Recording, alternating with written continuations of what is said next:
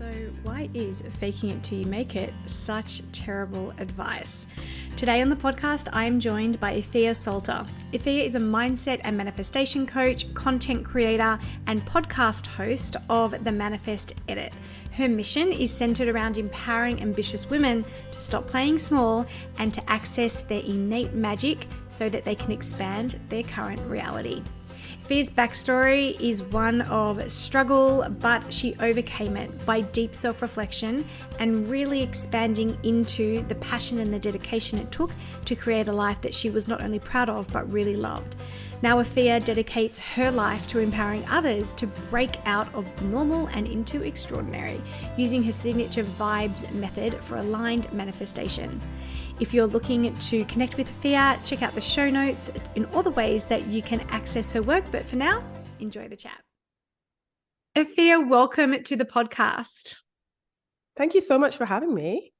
I'm really excited to launch into this conversation about, why it's such bad advice to say kind of fake it till you make it. I think it's such an interesting angle, and the work that you do, plus your story. Oh my gosh, I can't wait for everyone. I can't wait to hear it, let alone for everyone else to hear it.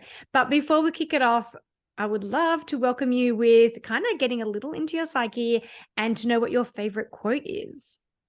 So honestly, I have so many quotes. And when I was younger, and this was like before the days that Pinterest existed, so I would like Google quotes and then print them out and cut them out and like stick them on my bedroom walls. So funny. But one of my favorite quotes is actually commonly misattributed to F. Scott Fitzgerald. Like he gets all the good quotes, but it's actually from Eric Roth, who wrote the screenplay to The Curious Case of Benjamin Button. Oh. And the quote is, "For what it's worth, it's never too late, or in my case, too early to be whoever you want to be. There's no time limit. Stop whenever you want. You can change or stay the same. There are no rules to this thing. We can make the best of it or the worst of it. I hope you make the best of it. I hope you see things that startle you.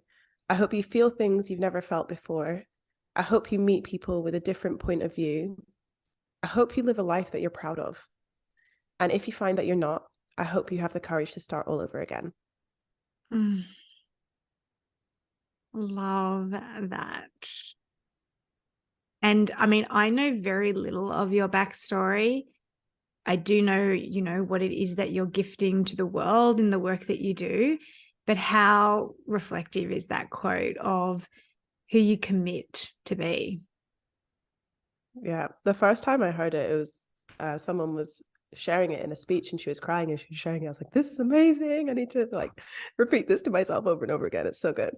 So good. So can you give us a little insight into who you are and how you came to this place of really helping other people live lives that are authentic and true to them, even if that means starting over again and again and again? I think often the work that we teach is, it is very entrenched with our own stories. So for me, the people that supported me in my life have made so much difference in my life. And so I was in and out of the care system really until I left to go to university. So first I was in foster care, and then I was adopted at age 3.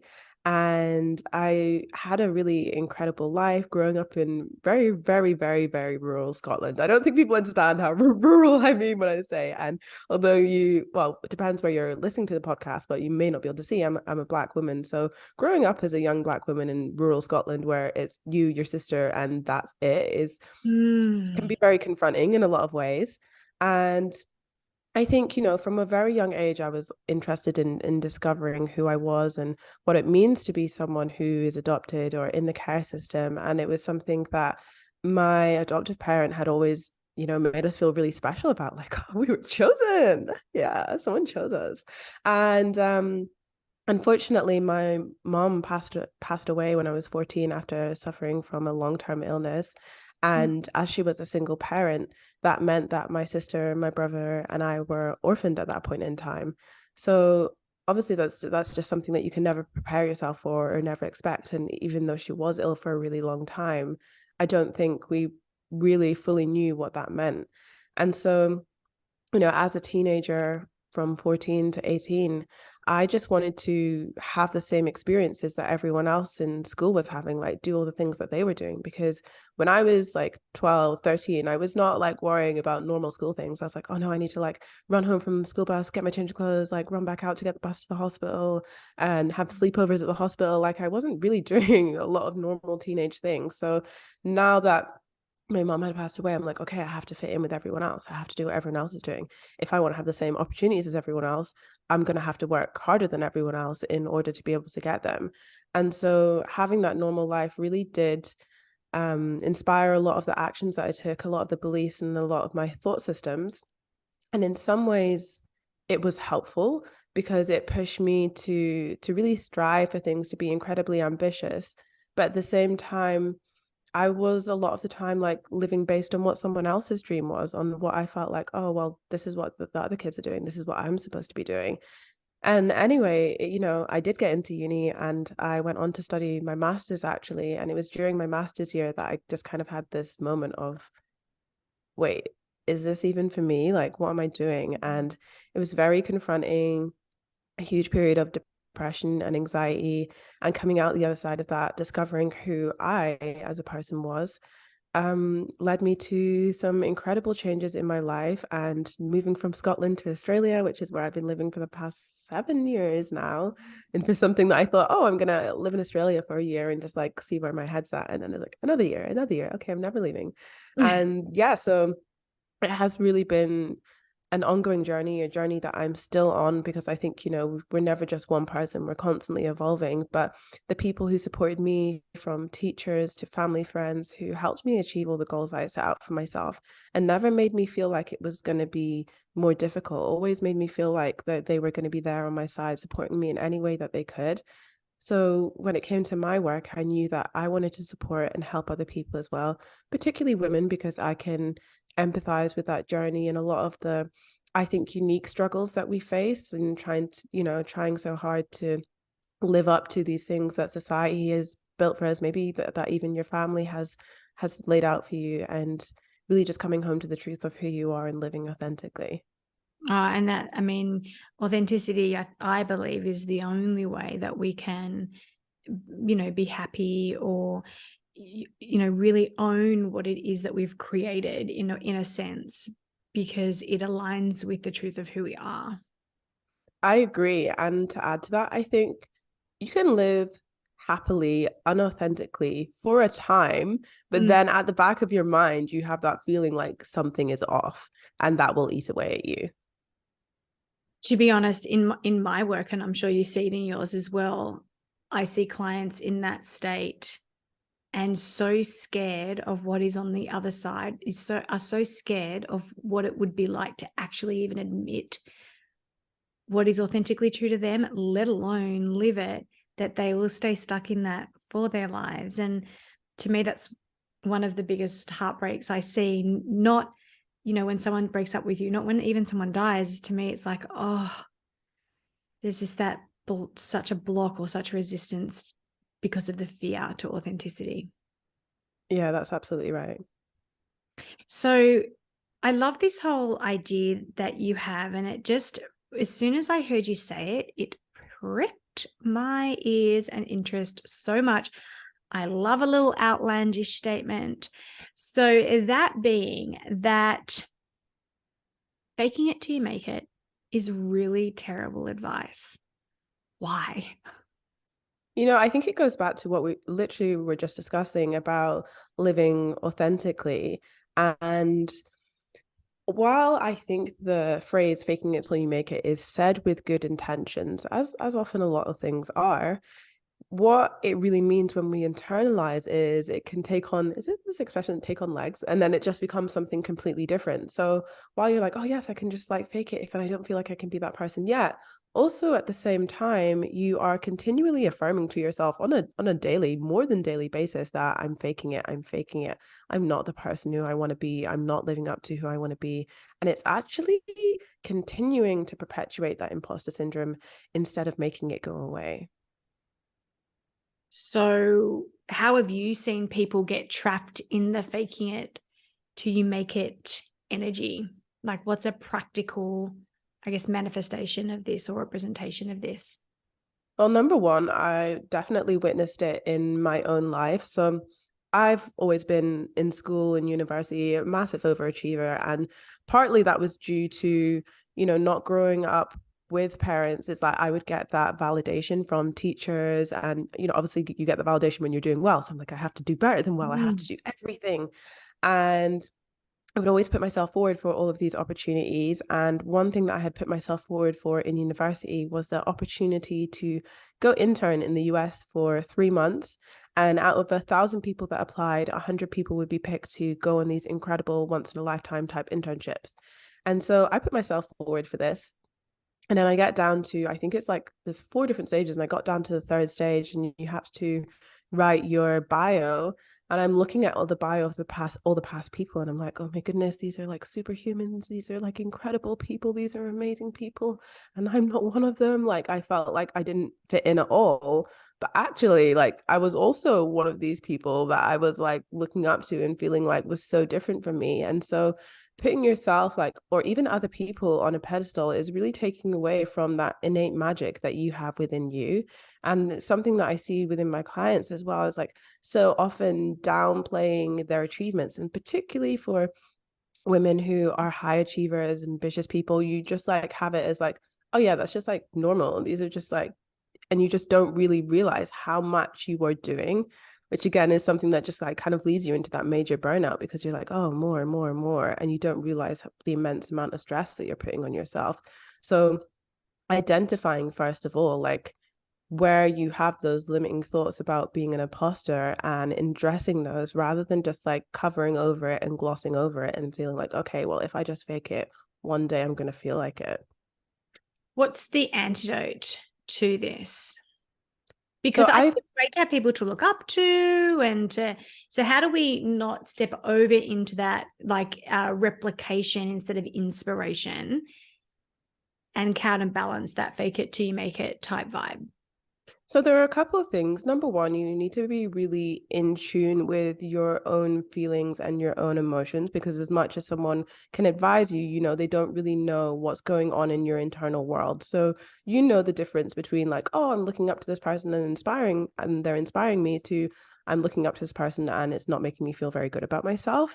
And then if it is it's not making me feel very good about itself, then you need to dive into those limiting beliefs and see like, okay, well, where is this actually coming from? How can I move through this? And for a lot of people, what they may find is that the limiting beliefs that they hold, the limiting stories that they hold, were never theirs to begin with. So they've been holding on to this limiting thought, limiting story, passing it off as their own, but then they realized this whole time it was never theirs. I'm not sure if you've heard this story, and it's about a Christmas ham, and they're cooking this Christmas ham, and the daughter asks her mom like why she cut the edges off the Christmas ham. She's like, oh, well, that's how it's done, because my mom used to cut the edges of the Christmas ham. It's just what you have to do.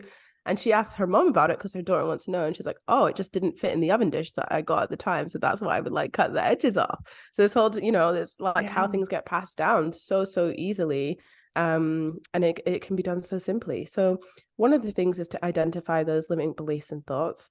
And the other thing is to step into being the person who you already are. Instead of faking it, become the person that you want to be. Step into that role now. Like if you want to be a business owner. So something I see a lot in the MySpace is people will be like, I'm an aspiring coach. Like, tell me, if you're a client, are you going to want to work with someone that says they're an aspiring coach? Really?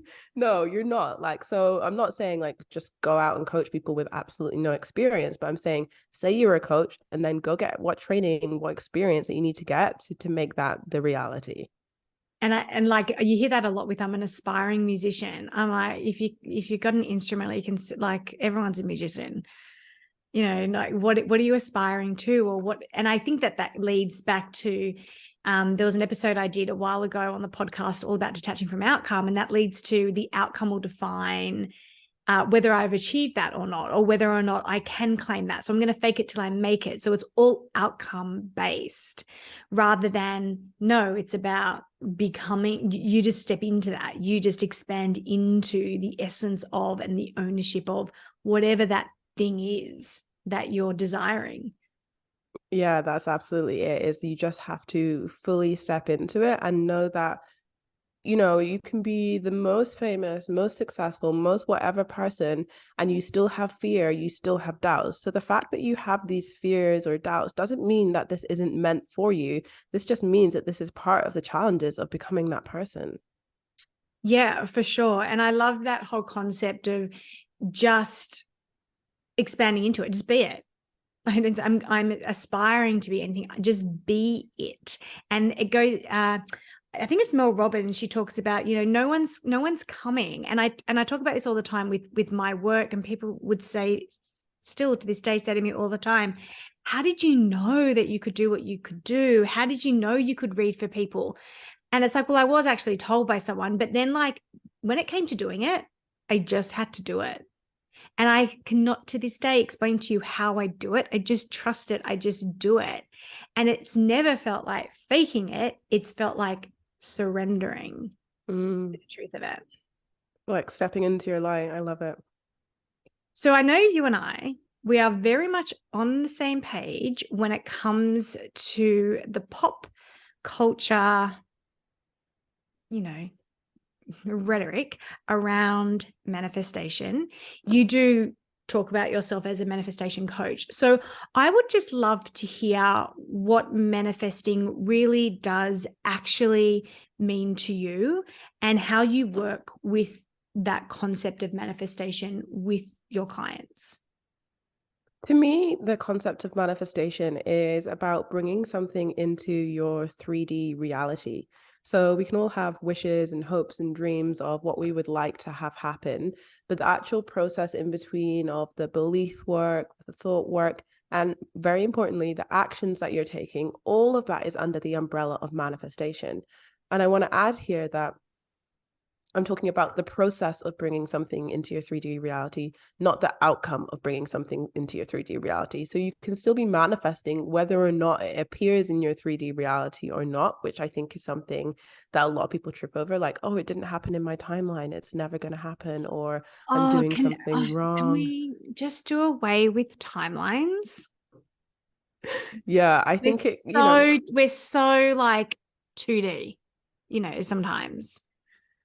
I think it's, we have to examine a lot of our own thoughts and belief systems, but it's also like a lot of societal belief systems and structures that we're peeling back the layers of and realizing that, oh, this structure doesn't actually support me in the way that I was told that it would. So while it can be helpful to set timelines on your goals, so it's not just like oh yeah, one day in the future, Mm. it helps anchor you in. Also, like, your goals are not trees. You can pick them up and move them and adjust them. You might even change your mind and be like, I thought I wanted to create this in my life, but you know what? Now that I've had more experience, this isn't something that I want, or something that I see people going down the road of. And a couple of my friends is like, hey, I've manifested this person into my life. He's like my dream partner. And then they're actually in your life for a couple of months and you're like, this guy isn't the one, but I manifested my dream partner, so I have to hold on to him. It's like, no, you don't. Get rid of him. So I like, love you can change your that, mind. that concept alone. I think that's when the whole thing, I manifested a partner. That one gets my goat the most. Like, you didn't manifest another person, they already existed. Like, Yeah, sorry, sis, you are not that powerful. I think it's really wrapping your head around the concept that everything does already exist in the world, right? We're not creating something that's never been brought to this planet before.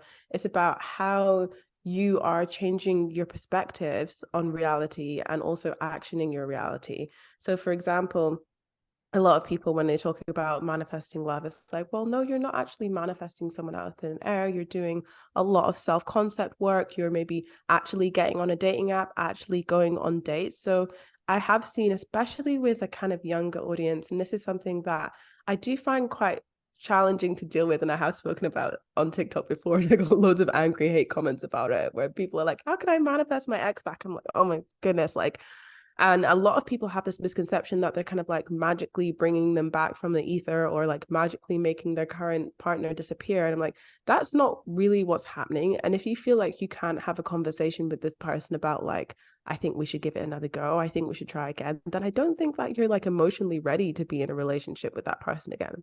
But a lot of people don't want to hear that. And that doesn't sound as sexy to say on TikTok. So.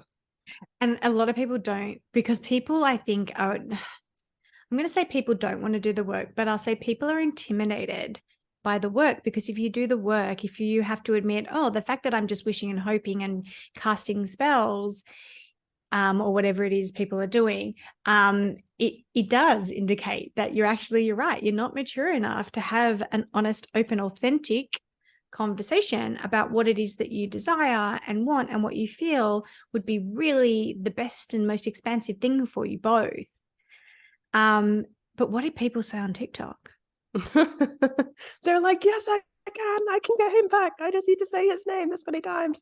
I'm like, oh, stop okay. it. Like, I just need to whisper into his ear while he's sleeping. I'm like, oh.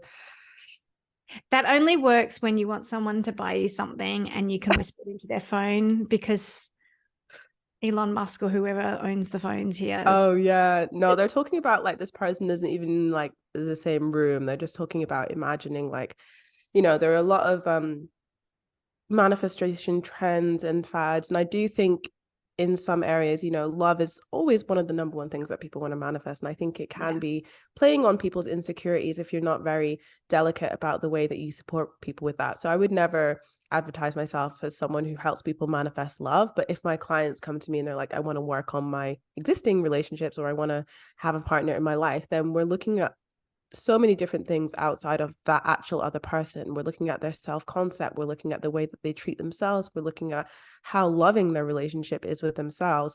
And those are the things we're working on, rather than like, okay, this is what you're going to do to secretly get him back, or this is what you're going to do to secretly get a partner. Like, it's such a, and I don't know about other people, but for me, like, when I think about relationships, I want to have like such a conscious and open and honest relationship that I just wouldn't want to create it any other way. Yeah, well, it start as you mean to continue, for sure. My favorite take on manifestation has always been Wayne Dyer's, where he talked about manifestation is not having more, manifestation is being more. So if we continue down that love road and the whole concept of fake it till you make it.